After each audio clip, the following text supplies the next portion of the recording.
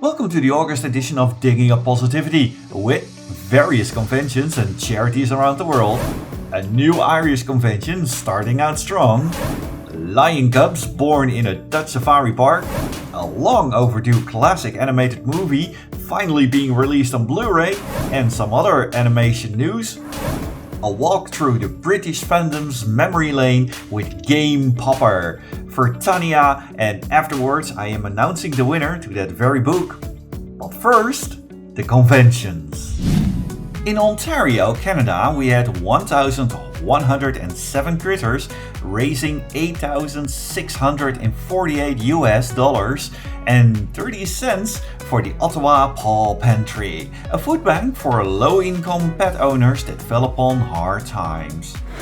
As the furry fandom keeps on growing, more and more furry conventions are being founded. Where in Ireland we already had some excellent fur meets, it was just a matter of time before their full-fledged first furry convention.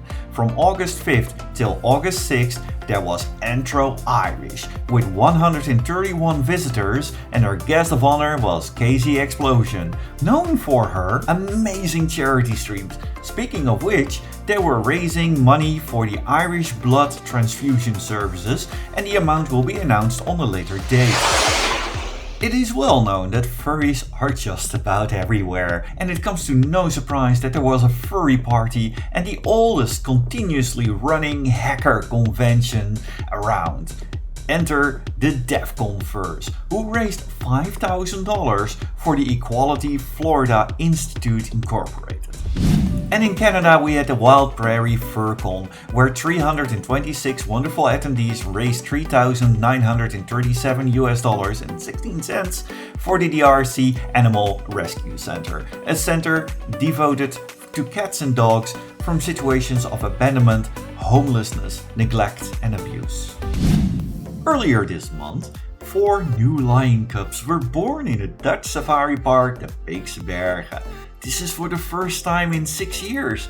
Initially 5 were born, but unfortunately though, one little one did not make it because most of the times a lioness can ideally feed only 4 at a time. The 5th contender surviving is thus very rare, as it often goes in nature according to the staff. For the time being, the proud mama and her cubs won't be venturing out to the public, but who knows, in near future they might. The new Teenage Mutant Ninja Turtles is out, Mutant Mayhem. While I still have to see the movie for myself, the hype is real, and one of the publicity stunts they pulled was getting the kid from the ancient but famous meme. Jonathan, you're looking good. Jonathan just got an awesome face paint job. What do you think? I like turtles. He has returned, and in the same costume as old, saying that famous line. Jonathan, looking good. Jonathan just got an awesome face paint job. What'd you think of the movie? I like turtles. All right, you're a great zombie. Good times here at Teenage Mutant Ninja Turtles Mutant Mayhem, opening in theaters August 2nd. I still remember it fondly, seeing Cat Stone dance on Eurofurence 4 in 1998. To this day, it remains one of my favorite animations of all time. The seamless 2D and 3D integration, the fluid animation, the story, and the great songs have never quite left my heart. However, it is one with a tragic backstory. While the animators delivered a true passion project, the movie itself never got the chance it deserved, thanks to studio politics. But in September, the Blu-ray is finally coming out. Finally, we can see the lovely adventures of Danny the Dancing Cat and his friends in glorious 4K. One catchy and lovely tune, Mr. Blue Sky, and I would love to have it on the background, but you know, copyrights and YouTube and stuff. Inspira Stop Motion has made a really cool stop motion video clip for it, including a behind the scene. I really recommend to check it out. You can find a link to the song and the behind the scene in the description or in the top right corner. Animator Toniko Pantoja has released a very interesting video about when an animation is done, including an animated short called Take a Break Bro. He raises a few key points that I have been struggling with myself. When is a project done? What makes a project feel unfinished? And is it true that art is never finished but abandoned? Questions that I have been struggling with myself. An animated short he released with this, where two pups are playing ball but accidentally get across a working husky animator. How will they convince him to take a break? Go check it out. Back to the blue skies. The social media website with the same name seems to be gaining quite some traction now. Unfortunately, it's still being accessible with an invite code, which is becoming less difficult to get by the day as more and more furs are coming on board.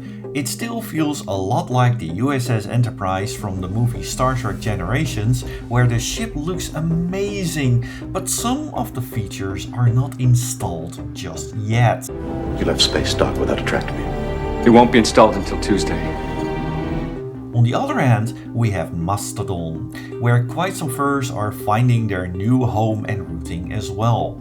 With a different philosophy and its federated nature, it does not have the traction of Blue Sky.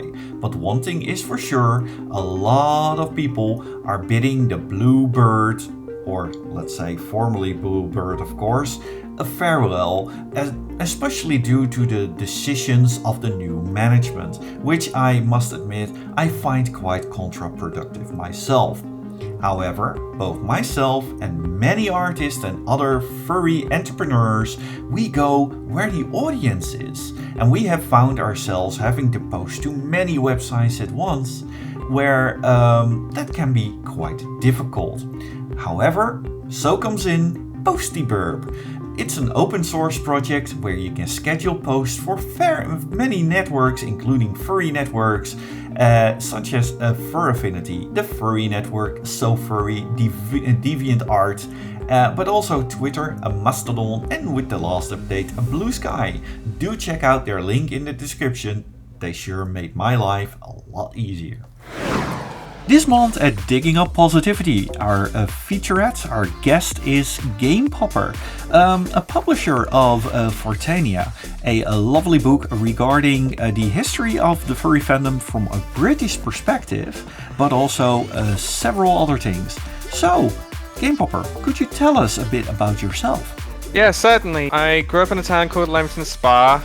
I currently live near the city of Manchester. In my day job, I'm a video games programmer, and in the fandom, I am best known for fursuiting as my Lynx Vigilante persona, known simply by the letter D, and for doing furry history-related talks at conventions. Oh wow, that is quite a resume. And how did you get to know of the fandom? Back in the day, I was a fan of Sonic the Hedgehog games. I watched a lot of Sonic X on TV. Online, I used to browse for Sonic fan art on like DeviantArt, and eventually I stumbled onto Fur Affinity and ended up going there to find more fan art of video games and cartoon characters I like. Not just Sonic, but also like Pokemon and Digimon. Then when I was 17, I started sixth form, which what some people might call a high school, and made a friend who turned out just to be another furry. So having that interest in common got me more invested into the furry fandom. That friend eventually ended up encouraging me to attend Confuzzled back in 2011, and I've been going to conventions and fur meets ever since. That was one of the first editions of Confuzzled, I believe. I've myself been there in 2012. It was amazing, even back in the days. Since you rolled into the fandom quite a bit ago, and through Sonic, which has quite a bit of an overlap, what has your favorite fandom moment been? Oh, that is a tough one. I mean, there's several. I've been to 2 furry weddings. The latter had a fursuit dance at the reception. I've pretty sure I've been to fur meets where Fursuit Walk ended up clashing with a wedding couple a couple times. At Nordic Furcon in 2020, I got to appear on a Danish news story for like 3 seconds. That was fun. I think my favorite moment from the furry convention has to be the closing ceremony for Confuzzled back in 2017. The chairman at the time, Matt Lyon, went through the statistics, how much money was raised for the charity. Then the lights dimmed, the video turned on, and the first sound that was heard was the coin sound effect from Super Mario World. Then it was just video after video of different classic video games, and the audience went ballistic. We already knew that the next year's theme was going to be video games, and we loved it. Just being in the crowd and being as excited as everyone else is something I've yet to experience since at the furry convention. It was just incredible. Oh yes, I remember something about that, but also Confuzzled and CanFURence, the convention where I'm a part of, always had a little bit of a playful rivalry. And maybe you've known that in the past, that there was a little bit of a rivalry, that how to get your guest of honor from the airport towards the convention. And Confuzzled won that race because it started with a car. It ended up with a bigger car with a police escort.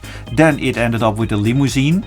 And I believe that at one point Confuzzled flew in their guest of honor with a helicopter. And I was standing next to one of the chairs of CanFURence, and I just could hear them mutter from, okay, they won, we cannot pass this. That was a victory well deserved. But when it comes down to this, a piece of history of the UK, what inspired you to write a book about it?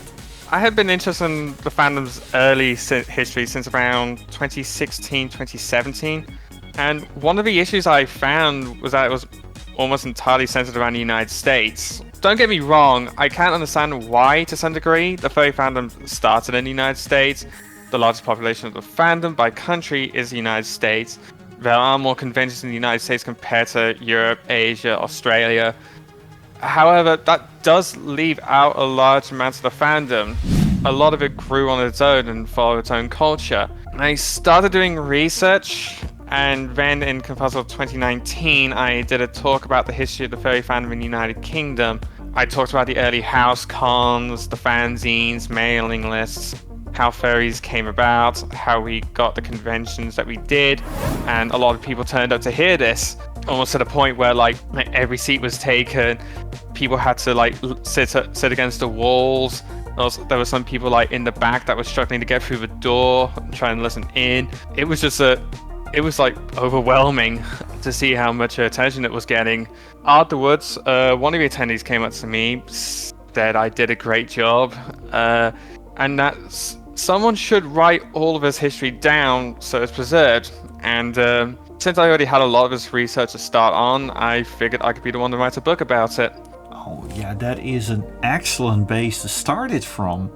And with all this history that you wrote that book about, do you have any recommendation for people that just got in the fandom?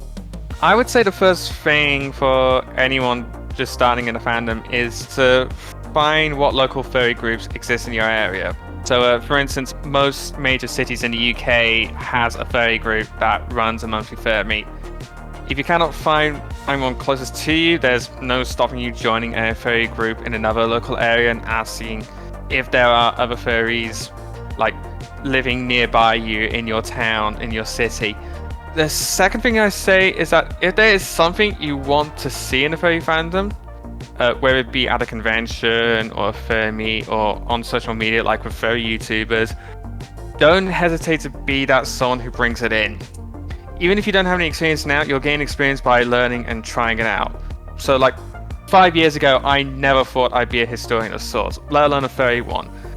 But I wanted to see furry history explored in the UK, and here I am talking about a book I published on the very subject. Yeah, it's crazy how things go. You just rise to the occasion and step forward, and that is a perfect bit of advice. I remember that Furvention, a convention near Manchester actually, started out that people did not really know a convention around that was from the Scousers. And the convention was born. Unfortunately, it always stayed at one convention itself, but it was an amazing experience. But with that, I would like to thank you very much for your time. Thank you for having me. Thank you so much for staying with us till the very end. And as promised, the winner of the Furtania book is Blaze the Firewolf.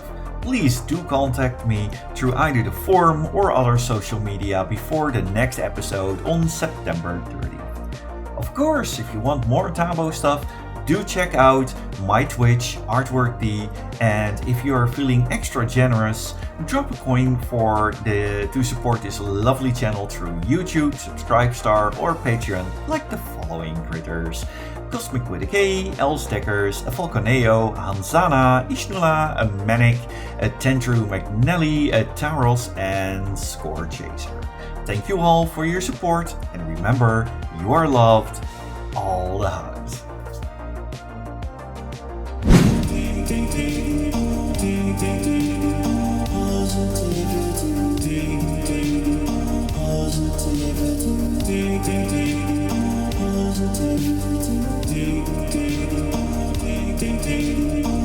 Positivity.